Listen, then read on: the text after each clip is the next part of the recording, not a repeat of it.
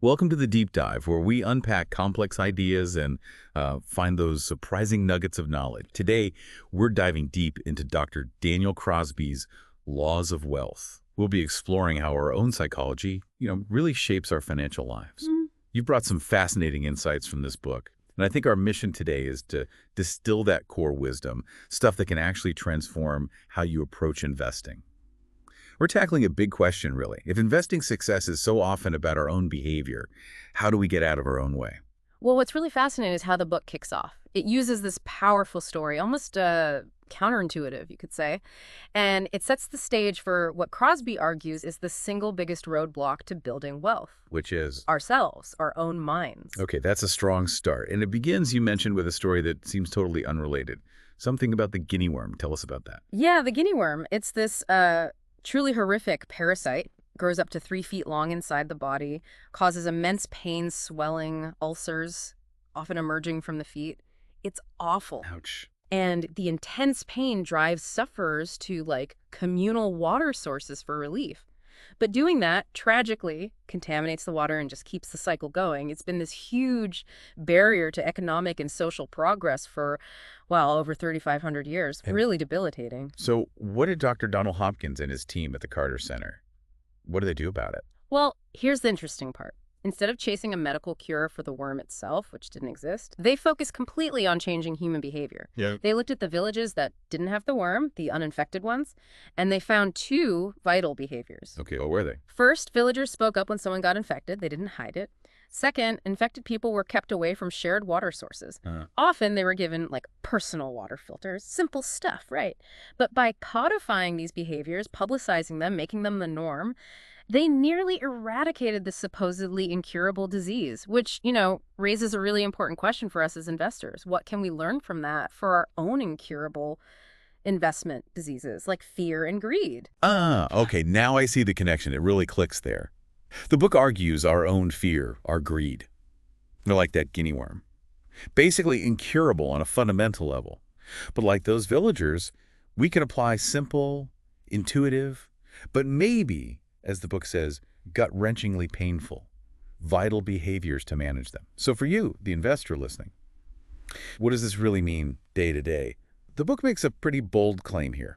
Psychology is both your biggest problem and potentially your greatest advantage. Exactly. And this ties right into something the book calls River Jordan problems. River Jordan problems. Yeah, it's from the Bible story about Naaman. He was a leper, and he was told to wash in the muddy Jordan River to be cured. But he hesitated, right? Because the solution seemed too simple, too.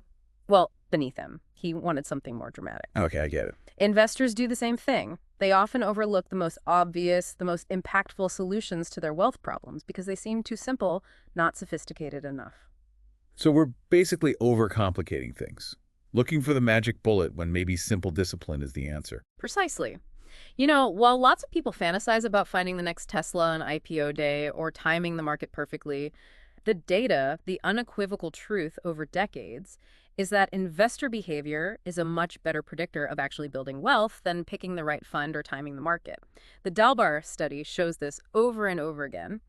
It highlights this massive behavior gap. Right, the gap between the returns a fund says it generated over time and the actual, usually lower returns investors get because they buy high in excitement and sell low in panic. Their emotions trip them up. That's such a key point. It's not the market doing things to us, it's often us doing things to ourselves. Exactly. Our minds are just wired in ways that often work against us when it comes to money. The book identifies 5 common psychological traps, or maybe underpinnings of our bad behavior. Ego, emotion, information overload, attention deficits, and conservation, like sticking to what we know even when it's wrong. These are basically the monsters, as the book puts it, that we need to understand and figure out how to fight. Okay, so if recognizing these behavioral traps, these monsters, is step 1. How do we actually beat them? A lot of people might think, okay, I just need more knowledge or I need more willpower. But the book seems to argue that's not quite enough. It's really not. This is what's called the knowing-doing gap. Think about it. You see medical professionals, right, in their scrubs, standing outside a hospital, smoking. Right. They absolutely know better. They have all the knowledge. But willpower alone isn't enough to overcome that ingrained habit, especially under stress. Investing is just the same. Willpower on its own it's probably not going to stop us from making really foolish decisions when markets get crazy and fear or greed takes over. So what's the solution the book points to? It's about having a process, a simple rule-based process that specifically accounts for these behavioral biases. It takes the decision out of your emotional hands in a way. The book cites studies showing that automated rule-based strategies consistently beat discretionary ones, where people use their own judgment. Oh, really? What? Well, for instance, Joel Greenblatt's magic formula accounts, they followed a strict set of rules. They returned 84.1% over 2 years in the study period. The S&P 500 did 62.7%. But the discretionary accounts, where people used their judgment based on the formula, they actually underperformed. Wow. Even pros, like fund managers at Value Line, famous for their deep research, when they used their own judgment, instead of just sticking to the system's recommendations in their own reports, they underperformed their own advice. So it really sounds like simplicity and discipline are the winning combo here. Right. Less tinkering, more sticking to the plan. Absolutely. There's a great analogy from Andrew Haldane about a dog catching a frisbee. Oh, yeah. The dog doesn't calculate wind speed and trajectory, right? It uses a simple rule: keep the angle of the frisbee constant in its view. Yeah. Simple rules often work best in complex situations. And the book offers a really practical test if you're evaluating a financial advisor. It's called the 60-second test. That's 60-second test. Yeah. Can they explain simply and coherently how they manage your money in 60 seconds or less? If they can't, if it's all jargon and complexity, that's a potential red flag. That's a fantastic, sharp takeaway for anyone listening right now. A simple filter. Okay, so if a disciplined process is the antidote to our behavioral flaws, what does that process actually look like in practice? The book lays out this framework, rules-based investing, or RBI, and it boils it down to what we can call the 5 Ps, these practical filters. Let's dig into the first one. Price. Right, price. It's fundamental. You know, Warren Buffett famously said, the safest and most potentially profitable thing is to buy something when no one likes it. That's really the heart of value investing. Yes. Buying assets for less than you think they're actually worth. Buying low. Okay, sounds simple enough, but why is it so incredibly difficult for most people to actually do it consistently? Because value investing, as the book calls it, can be profitable pain. Profitable pain. Yeah. It tends to make you rich slowly, over time. But growth investing, chasing the hot stocks, that dangles the promise of getting rich, like, overnight. And that's way more seductive to our impatient brains. Buffett's analogy about the airline business is pretty vivid here. He jokes about needing an aeroholic hotline because historically it's just destroyed capital, despite seeming like a growth industry at times. The psychological pain of waiting for that value to be recognized while other things are soaring, that's a really tough hurdle for most people. Okay, we just talked about the wisdom and the pain of buying low price. But, you know, sometimes things are cheap for a very good reason. They're just bad businesses. So how do we tell the difference? How do we find genuinely undervalued good companies, not just cheap junk? That brings us to the second P, quality. Right, quality is crucial. This is where tools like Joseph Piotrowski's F-score come in handy. It's basically a simple 9-point checklist. Uses info right from a company's financial statements. It helps you quickly filter for signs of good financial health, things like profitability, leverage, operating efficiency. Is the company getting better or worse? Each positive signal gets a point. Max score is 9. It's designed to help you separate the good cheap from the bad cheap. And studies show that when you combine this F-score with value principles, like Greenblatt's magic formula we mentioned, the results can be pretty impressive. Makes sense. Okay, the third P is people. Now, naturally, we want to trust the managers of companies we invest in. Feels important.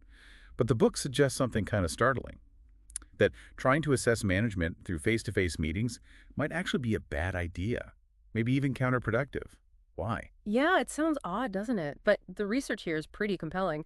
Studies show that most people, even students trained to look for lies, even law enforcement experts, they're actually worse than a coin flip at detecting honesty just by watching someone. Worse than chance. Worse than chance, especially relying on things like body language. We're just not good lie detectors. Plus, managers are almost always going to be unrealistically optimistic about their own companies. It's human nature. So meeting them can actually lead you astray because of your own biases and their inherent optimism. So you're saying trying to size up someone like Steve Jobs in person, who by many accounts was a difficult manager, that might have actually stopped you from investing in Apple and getting that, 31,000% return. Precisely. The risk is you get swayed by charisma or personality and miss the bigger picture.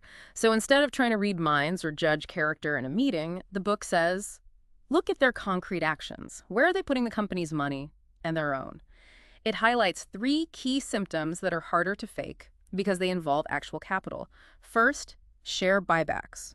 When a company buys back its own stock, management is often signaling they think the shares are undervalued. Actions speak louder than words. Okay, that makes sense. Second, insider trades, specifically insider buying.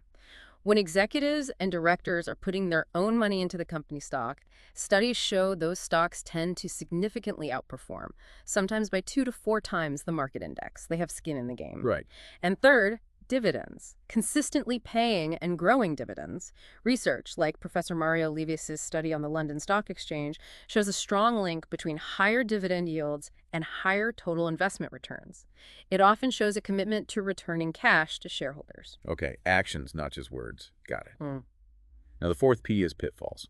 How do we steer clear of companies that might be, playing games with their accounting, cooking the books, or just heading for bankruptcy? Yeah, this is where you need some tools to be skeptical effectively. Forensic accounting tools, basically. James Montier developed something called the C-score. It looks for red flags in the accounts, things like a growing gap between the profit a company reports and the actual cash it's generating. Or maybe receivables are ballooning. Signs of potential manipulation. Exactly. And high C-scores have historically been linked to significant underperformance. It flags companies potentially engaging in trickery. Another really powerful tool is Edward Altman's Z-score. It's been around for decades and is remarkably good at predicting bankruptcy.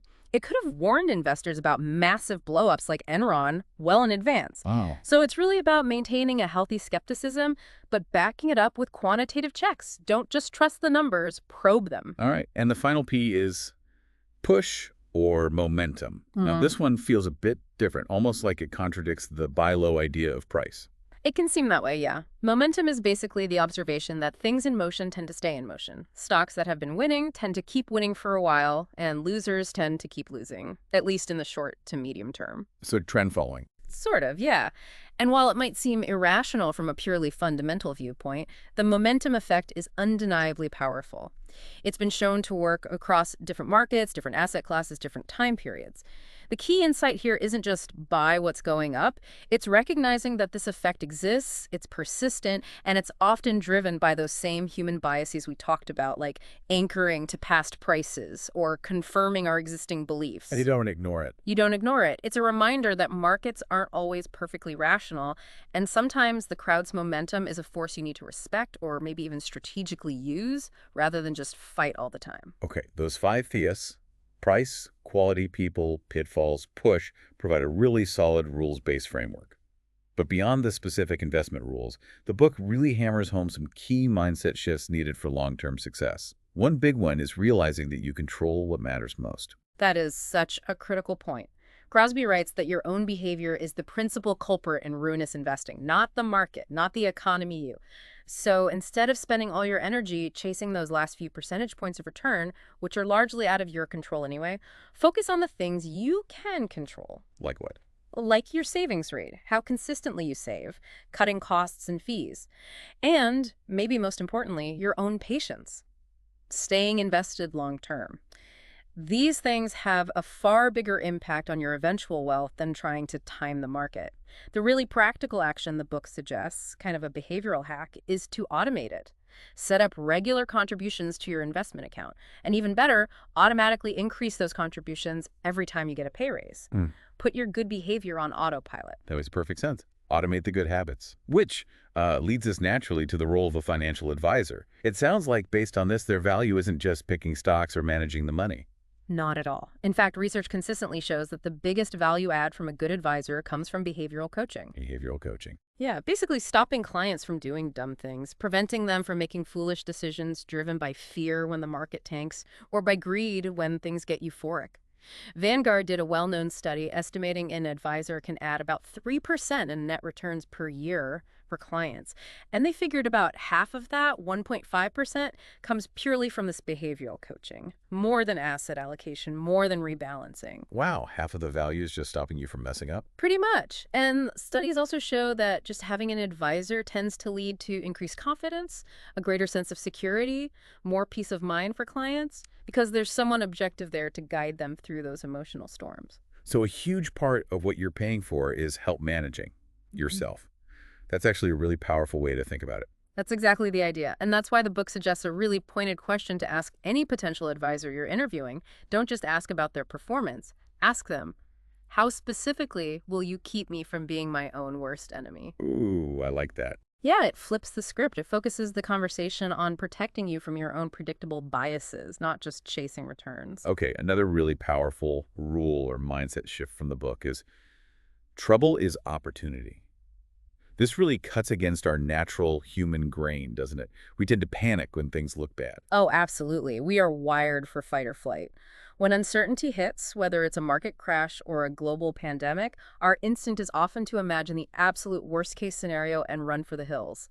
But history tells a very different story. Those periods of maximum pessimism, when everyone is terrified, when headlines are screaming doom, those are often the very best times to be buying assets for the long term. It's a cruel irony, really. Even professional mutual fund managers, the experts, tend to have their highest levels of cash sitting on the sidelines right at market bottoms. Right. They catch the fear, too, and miss the rebound. Right, they sell low. Exactly. Contrast that with someone like Warren Buffett. Remember his Buy American I Am op-ed in the New York Times back in October 2008? The financial system looked like it was collapsing. Yeah, things felt dire then. Yeah, totally. But his message was rooted in this deep belief that this too shall pass. That despite the fear and uncertainty, great American businesses would endure and recover. Trouble was opportunity. Okay, that's a great historical example. Now, what about this one? This might ruffle a few feathers. You are not special. Yeah, that one can sting a bit, can it? But it's actually incredibly liberating if you embrace it. What it means is you're not special in your immunity to these behavioral biases we've been talking about. We all have them. And many investors fall into what the book calls the Procrustean fallacy. Crocrusting, like the Greek myth. Exactly. Procrustes had that in where he'd stretch guests or chop off their legs to make them fit his dead perfectly. Like gruesome. Investors do something similar psychologically. They take their unique financial situation, their goals, their specific risk tolerance, and they try to violently force it to fit the standardized bed of some market benchmark, like the S&P 500. And when their portfolio doesn't perfectly match the index's short-term movements, they panic. They feel like something's wrong with them or their investments. They start making bad decisions, trying to fix it to match the benchmark. Torturing themselves, basically. Exactly. The profound insight here is to stop doing that. True success comes from defining your own financial goals, your own finish line, and building a process tailored to get you there, regardless of what the S&P 500 did last quarter. Start comparing yourself to an arbitrary benchmark that likely has nothing to do with your actual needs. So for you listening, the message is crystal clear. Focus on your own race, your own financial journey, what you need the money for. Forget what the market did today or what your neighbor is bragging about. Yeah, and it also connects to that weird crab in a bucket mentality you sometimes see. People will literally choose to earn less money in absolute terms if it means they're earning more than their peers. Really? Yeah, studies show this. We're so wired for social comparison that we sometimes act against our own absolute best interests just to feel relatively better off than someone else. It's crazy, but it's human. Wow. Okay, finally, let's touch on diversification. Cliff Asness, the quant guru, famously called it the only free lunch in investing. But the book also notes that getting that free lunch, it's maybe getting a bit harder these days. That's true. Globalization, interconnected markets. It means that different asset classes, things that used to move independently, are now more likely to fall together during major crises. Correlations have definitely increased. The diversification benefit isn't quite as strong as it maybe once was. So is it still important? Oh, absolutely critical. The basic principles are still vital. You need to diversify within asset classes, so not just owning one stock, but a basket of them. And you need to diversify among asset classes. That means having a mix. Domestic stocks, international stocks, bonds, fixed income, maybe some real estate or alternatives depending on your situation. For the stock part, specifically domestic stocks, the research suggests you don't need hundreds of stocks. As few as 20 to 30 well-chosen stocks can actually give you most of the diversification benefit. Enough to smooth out the company's specific risk without becoming over-diversified, like a closet index fund. It's about finding that Goldilocks zone, spreading your bets intelligently. Okay, that makes sense. And what about the whole concept of risk itself? We tend to immediately think of volatility, right? That up and down squiggly line on a chart. Yeah, that's the common definition, especially in academia. But Dr. Crosby, coming from that clinical psychology background, really pushes back on that. He argues, quite persuasively, that risk is not a squiggly line. As Howard Marks, another brilliant investor, puts it, volatility is just a measurement, convenient for academics. True risk, the risk that actually matters to an investor, is the possibility of a permanent loss of capital. Or, maybe even more importantly, the risk of failing to meet your specific, essential financial goals, like running out of money in retirement. That's a much more practical definition. It is. Think about Warren Buffett's #1 rule: never lose money. He's not talking about short-term price fluctuations. He's talking about permanent impairment of capital. And here's the paradox. That very volatility, the squiggly line that scares so many people, that often creates the exact opportunity for disciplined, behaviorally sound investors to get outsized rewards. Precisely because others are panicking and selling based on those squiggles, you can potentially buy assets at bargain prices if you have the courage and patience. Volatility becomes the source of opportunity, not just risk. This has been a really insightful deep dive. It seems the laws of wealth, as Crosby calls them, are fundamentally laws about human behavior. Much more about psychology than about complex finance, really. That's the core message, absolutely. Our behavioral flaws, the fear, the greed, the biases we've discussed, they're persistent. They're part of being human. And because they are persistent, because human nature doesn't change much, those simple, disciplined, sometimes counterintuitive behaviors we've outlined today, they will likely continue to tilt the odds in your favor year after year, regardless of what the market is doing. So it really comes down to building a robust process for yourself, maybe getting the right kind of help, that behavioral coaching, to manage your own psychology, and fundamentally understanding that following the crowd, doing what feels comfortable, isn't always what's best for your long-term results. I'm reminded of that quote by Seth Klarman, the value investor. He said something like, "It's often better for your reputation to fail conventionally than to succeed unconventionally." Sticking to a sound but unpopular process takes real conviction. So for you, the listener, perhaps the ultimate takeaway to mull over is this. What single vital behavior from our discussion today will you commit to implementing? Maybe even automating. Something that might feel a bit uncomfortable or counterintuitive in the short term, but that you know will help secure your long-term financial well-being. Thank you so much for joining us on this deep dive. We really hope this exploration empowers you to navigate the often confusing world of investing with greater clarity and conviction.